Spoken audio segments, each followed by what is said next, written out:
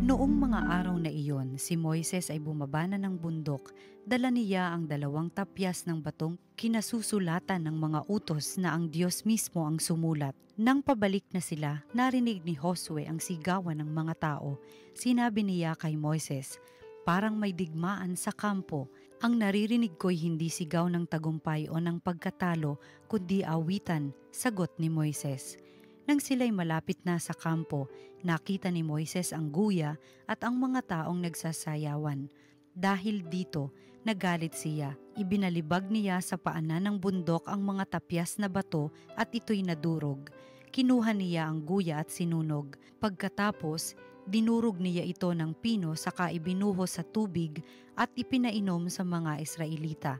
Hinarap niya si Aaron, "Ano ba ang nangyari sa iyo at pumayag kang gawin ang kasamaang ito?" Sumagot si Aaron, "Huwag ka nang magalit sa akin, kapatid ko.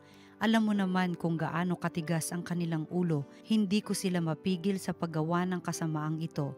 Sinabi nila sa akin na igawa ko sila ng Diyos na mangunguna sa kanila, sapagkat hindi nila alam kung ano na ang nangyari sa iyo. Kaya tinanong ko sila kung sino ang may ginto. Ibinigay nila sa akin ang mga alahas.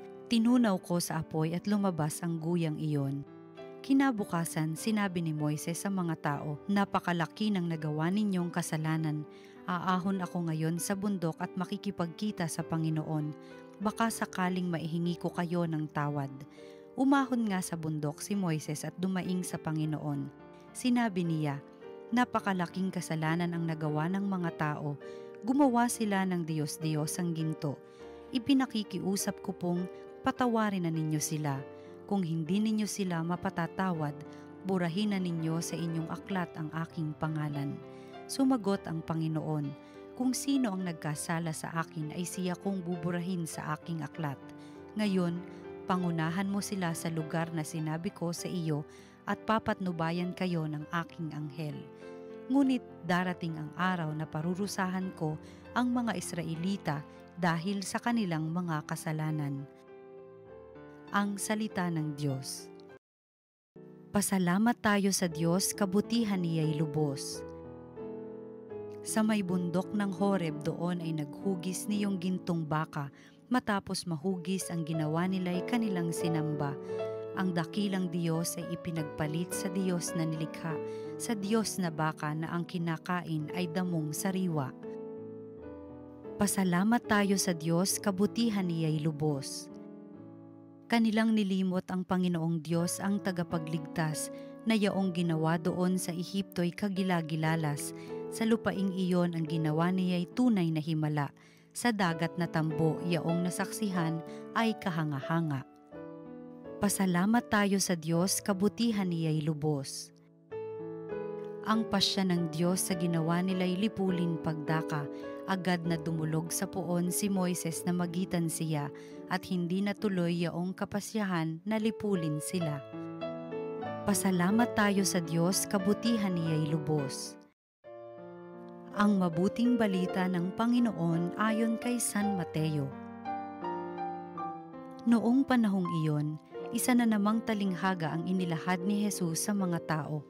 Ang paghahari ng Diyos ay katulad nito. May isang taong nagtanim ng isang butil ng mustasa sa kanyang bukid. Pinakamaliit ito sa lahat ng binhi. Ngunit kapag natanim na at lumago, ay nagiging pinakamalaki sa lahat ng puno ng gulay. Ito'y nagiging punong kahoy. Anupat na pamumugara ng mga ibon ang mga sanga nito. Nagsalaysay pa siya ng ibang talinghaga. Ang paghahari ng Diyos ay katulad ng lebadura na inihalo ng isang babae sa 3 takal na harina at umalsa ang buong masa. Sinabi ni Jesus sa mga tao ang lahat ng ito sa pamamagitan ng mga talinghaga, at wala siyang sinabi sa kanila nang hindi gumagamit ng talinghaga. Ginawa niya ito upang matupad ang sinabi ng propeta. Magsasalita ako sa kanila sa pamamagitan ng mga talinghaga.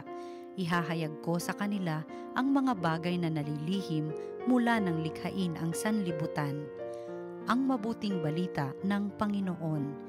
Pinupuri ka namin, Panginoong Hesukristo. Magandang araw mga kaparokya. Tara, simulan po natin ang bagong linggong ito sa pamagitan ng pagninilay sa salita ng Diyos, salita ng buhay. Kasama po ko, Father Kevin Crisostomo. Meron po kong mga kaibigan na nagsimula ng negosyo. At alam niyo po sa kanilang kwento, no, ang hirap daw po magsimula. Sa simula, palagi mahirap. Nung nagsiset up sila, nag-aayos sila syempre nung lugar, minsan pinagtatalunan pa nila yung menu. Tapos nung nag-grand opening sila, yung kwento, kakaunti lang daw yung pumuntang tao. Yung mga friends sila, biglang hindi naging available. Ang hirap palang magsimula. Yun ang sinabi nila, yung bulalas sila sa akin. Nung pagdating ko, Father, ang hirap naman magsimula. Ano yung sabi ko sa kanila? Sa simula lang naman mahirap. Pag natapos yan, tuloy-tuloy na. Alam nyo, sa awa ng Diyos hanggang ngayon, tuloy-tuloy pa rin negosyo nila. Oo nga, no? Minsan sa buhay, palagi pa nga kung tutusin, sa simula lang talaga mahirap. It's only hard in the beginning. Pero kapag nagtuloy-tuloy na, kayang-kaya na nating i-push, ika nga, yung ating magawain sa pang-araw-araw. Sabi nga po, starting is always scary, but start anyway. At ito yung magandang paalala din sa atin, no? Pag sinimulan mo, kalahati na yun ang pakikilaban mo, ang pakikibaka mo. Starting is already half the battle. Mabuti pong may nasimulan o may sinubukang sinimulan, kaysa naman po yung hindi ka nagsimula o walang nangyari. My dear friends, sa ating gospel reading for today, in the next few days po, ang tawag po dito ay parables of growth. Ito po ay tungkol po sa paghahari ng Diyos. At gumamit si Jesus ng mga agricultural images, katulad sa gospel natin ngayon, mustard seed at yeast. Madalas po sa mga reflection, no, kahit po sa mga naibigay ko po dito sa SND noon, nakafocus po tayo saan? Sa mga humble beginnings at sa mga great outcomes. Paano yung maliit na simula, magiging dakila. Pero maganda mag-focus din tayo sa pagninilay po natin ngayon tungkol sa paglago o tungkol sa growth. How do we understand growth? How does growth happen? Tatlong letter H, madaling tandaan. Unang letter H is hidden. Madalas po ang paglago, madalas po ang pag-abante, madalas po ang pag-develop, ika nga, ay hindi obvious at hindi nakikita agad-agad. Mga kapatid, bakit? Sapagkat ang tunay na paglago ay nasa loob. Growth is internal and invisible. Oo, siguro parang walang nangyayari. Pero actually meron yan unti-unti. Hindi na siguro natin agad-agad na namamalayan. Siguro meron pa nga mga delay sa paglago. Pero tandaan, great things take time. Huwag madaliin. At hindi rin dapat pinupush na lumabas agad. Sapagkat minsan nga ang paglago, nakatago. Nakatago, hindi ibig sabihin walang nangyayari. Nakatago kasi merong paghahandang nangyayari o nagaganap. Hidden. Pangalawang letter H po is habitual. Para lumago, kailangan ulit-ulitin. No? Kailangan merong tinatawag na consistent and repeated action. No? Kailangan ulit-ulitin mo at narinig na natin to nung minsan. No? Nung dati daw po, sabi, it take 21 days to form a habit. Kung gusto mo magkaroon ng habit ng diet o habit ng exercise, dapat 21 straight days daw po. Walang cheat day. Naku po, pasintabi po sa mga matatamaan. No? Minsan kasi, ay, cheat day ngayon. Ganun, no? Kaka-cheat day, nawala rin yung sistema, nakakalimutan. Pero daw po dahil umiiksi na raw po yung attention span ng tao, hindi na raw po 21 days to form a habit. Sabi ng iba, 66 days pa or more. Sapagkat kailangan po yung repetition. There's a power to repetition. May kapangyarihan po yung ulit-ulit. Kasi kung anong yung inuulit, yon ay nagiging bahagi ng iyong buhay. What you repeat becomes automatic.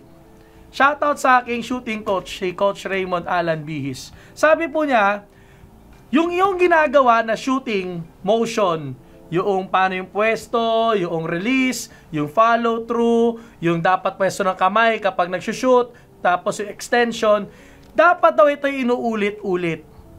Kasi Practice makes permanent, not perfect. Akala kasi natin practice makes perfect, no? Wala naman magiging perfect, pero magiging permanente. Masasanay ka sa tamang release, sa tamang shooting form, etc., etc., hanggang masanay ka. Yan ang ibig sabihin ng habitual. Kailangan ulit-ulitin para masanay at magtuloy-tuloy ang paglago.